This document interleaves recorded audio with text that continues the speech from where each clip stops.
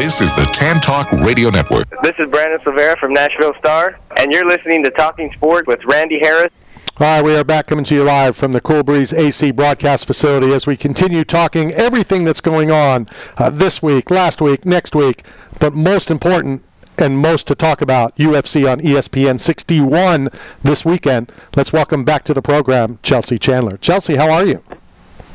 I'm doing good. How are you guys? Not too bad. We appreciate your time. We talked not too long ago before your last fight. It's fight week. How are you going to relax? It will be different this time as last time, or do you keep it consistent? I keep it pretty consistent. I still have a pretty good weight cut to go, and then Friday, eating, and then Saturday taking care of business. Are you one of the athletes during fight week that you like to watch the Food Network? Because I still don't get how fighters that are cutting weight want to watch the Food Network. Sometimes I go on Instagram and look at a lot of different foods or figure out where I'm going to go after my weigh-in. But I also like to go with my camp and watch them eat dinner and stuff. It kind of helps me feel a little bit more full when I'm not eating much. You know, you had a lot of fights in Invicta, and I'm a big fan of Shannon Knapp and what she did for women's MMA. What was your experience like there, and did it feel like you were being pushed to get to that next level from the Invicta folks? For me, when I started, there were no opportunities for me to fight. Locally, there wasn't anybody to fight, and we had tried for months and months to get me local fights. Leslie Smith had introduced me to Shannon Knapp, and Shannon Knapp signed me immediately, which was really nice because Shannon Knapp was able to give me consistent fights, and it was on it had a good platform, and a lot of people watched it. Yes. So I'm very thankful for Shannon Knapp and what she gave me at Invicta. Do you think part of the problem of fighting opponents back then was because of your background, because you trained Muay Thai in Thailand? And first of all, how did you end up at Tiger Muay Thai? So I ended up at Tiger Muay Thai because my dad took my whole family to Thailand just for the summer, and I went out there. I think within a couple weeks I took a fight, and I loved it. And then I took a year off of college and just trained out there, and then came back, finished school, and then started training at the Diaz camp in Stockton. So Chelsea, we know the courage, the bravery, to step inside the octagon to fight. On your Instagram, there's a picture of you in front of a giant, shark skull, teeth at the Odyssey Aquarium. What is there anything that scares you? Swimming in the oceans or jumping out of an airplane? What's something that you're afraid of? I think everybody's got to be scared of sharks at some point, especially in the ocean when you can't see them coming. It's a little bit easier when you're on land and you see someone coming at you, but in the water, there's a little bit of mystery because you really don't know what's in there. Yeah. There you have it. I believe you ran track in high school, so I'm curious, A, what did you run, and are you watching the Olympics? So I've watched the Olympics a few times when I'm in the training room or things like that. When I was in track, I ran the 400, the 50, the 100, all the fast dashes, and then I also did cross country for a semester. I ran cross country, and during one race, I left it in the middle of the race, went and grabbed lunch, and then when they came back around, I got just at the end of the line. That's where I was when I started. I'm sure you knew. I didn't know, and with the results of the 100 meters yesterday or the day before, I always thought it was the first person that crosses the line, but it's not that, or at least it wasn't the other day. It's the torso, so not the head. The Jamaican's head crossed before the American's torso, but the rule is the torso. Yeah, it's crazy. You got people winning on little things, but that's stuff you train for when you're running across the finish line. They teach you to push your body forward. Chelsea, when you ran track, especially cross country, that's a love of running. Has it changed since now you're running to cut weight? Has that where you probably used to couldn't wait to go out and run? Now you think about, oh man, I got to cut weight, and did it ruin running for you? So running got ruined for me a long time ago. I've never really enjoyed it at all. In high school, I ran the 400, which is the one lap, which is like a quarter mile, and I ran it pretty fast. I had done it because I switched in for somebody who was sick. So that day they were like, hey, you're going to run the 400. So I ran this thing, and I just took off. I did really good. And at the end, I kind of had like a little bit of a breathing issue, like I'm gasping for air, because it's both an anaerobic and aerobic run. So it takes everything out of you.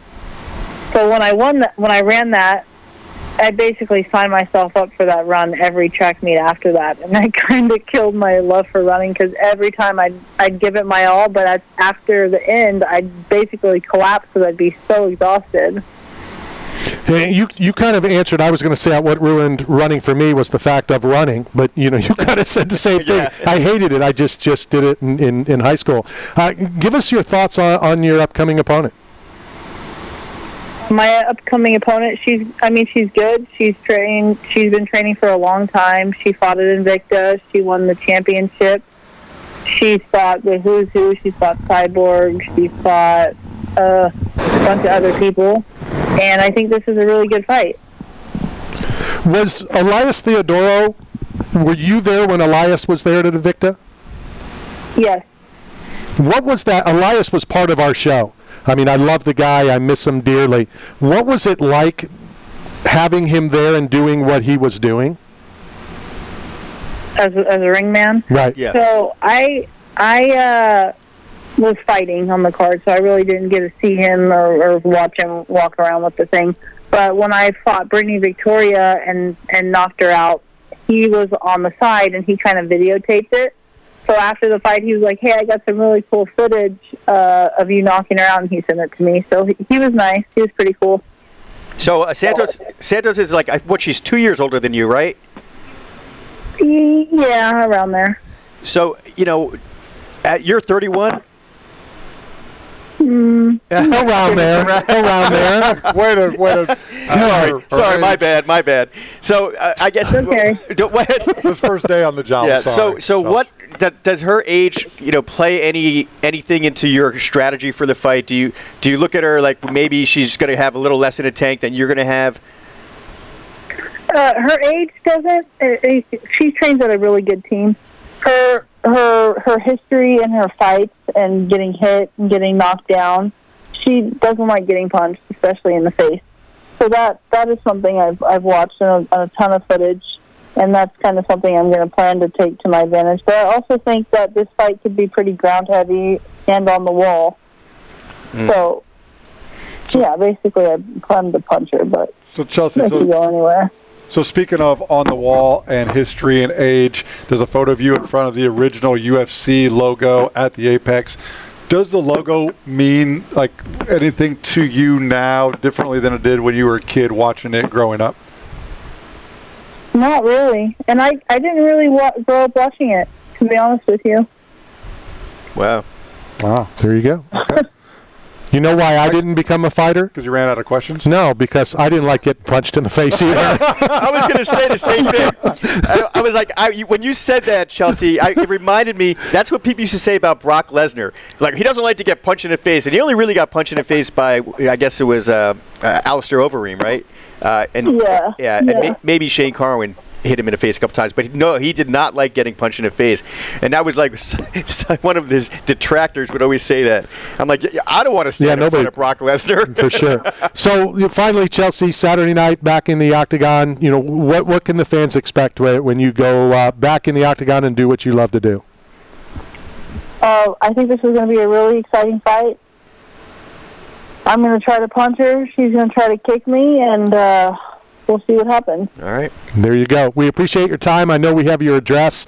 We're going to send you another care package from 8 Man Strong, as well as one from Bucked Up Energy Drink as well. All right. Thank you, guys. Take care. Have fun this week. Have fun on Saturday. That is Chelsea Chandler. Returns to the octagon. And if you remember, Matt, obviously Mike wasn't here back then, I would always ask, what do you collect? And I've got a great collecting story from the NFL. And Chelsea came with one of those great answers, souls. That's what she likes to collect, souls. Remember when Robbie Lawler said that? He was fighting the Canadian guy. I'm drawing a blank, the Cyborg guy. Skinny guy, really good fighter. Anyway, ESPN asked him, what are you going to do to him? He goes, I'm going to take his soul. And the way he said it, it was like chilling. You believed it. Yeah, it was chilling. Yeah, Robbie Lawler. Chelsea said it better. Yeah, Chelsea said it better.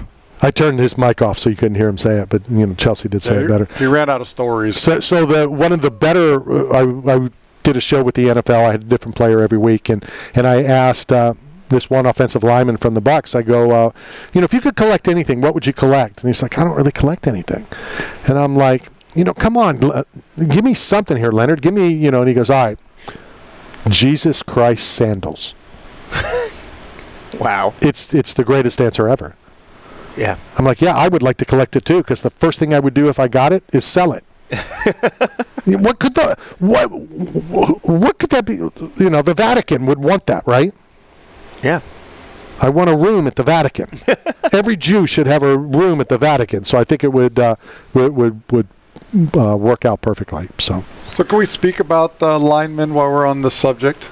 Like, the power linemen or the offensive linemen? Well, the real heroes. Like the ones that came through Tropical Storm Debbie, that put their life on the line to restore power to all those that lost it through the storm, all the way up the coast. Yeah. I know your linemen are like football guys and that's who you like. But let's applaud all the real linemen that are out there making I remember power grid work. In Jersey after Hurricane Sandy, it was devastating. And I remember when things were getting back to normal, there were linemen from Ohio, there were trucks from Ohio, there were trucks from Georgia, and I was like, wow, everybody stepped up. All right, I'm going to do it. Could your linemen held out for I'm going to do it. A contract. I'm going to say something he's going to put it on the YouTube channel and all that kind of stuff. Explain to me how a power lineman is a hero. Okay, now I know sometimes accidents happen and they die and they do whatever.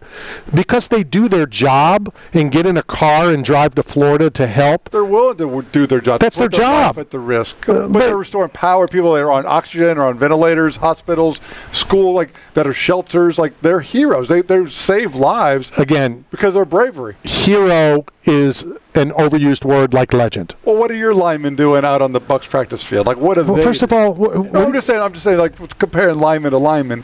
But there's neither one are heroes. Well, those guys are They're both doing their work. jobs. They're going to do hospital visits and build morale. But linemen, absolutely, the top 10 most dangerous jobs. What would you think they are? Dealing with you is one. That's not a hazard. No, it's a hazard, all right. It's. I never thought I would have mental issues. Dealing with you, I have them. What are you talking about? Because you are mental. I restore mental health. No, not in this case. Anyway, stop.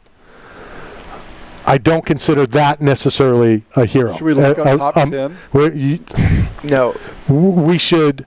Heroes, soldiers are heroes. Yeah, firemen. Firemen. They're running in, and I'm not saying that it's not a dangerous job.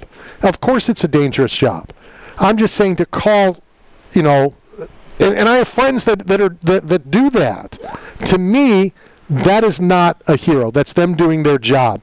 Going in the military, raising my right hand didn't make me a hero. Okay? Soldiers, military that go to war, yeah, they may be heroes. Police that are out there every day and they may not come home at night. A guy that jumps in a truck and drives 1,000 miles to help another community and get paid, they're doing their job. And they're getting overtime. Lots of overtime.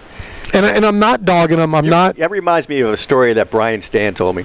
Brian Stan was fighting, and I forgot who he was fighting, but he lost. It was his first fight in UFC.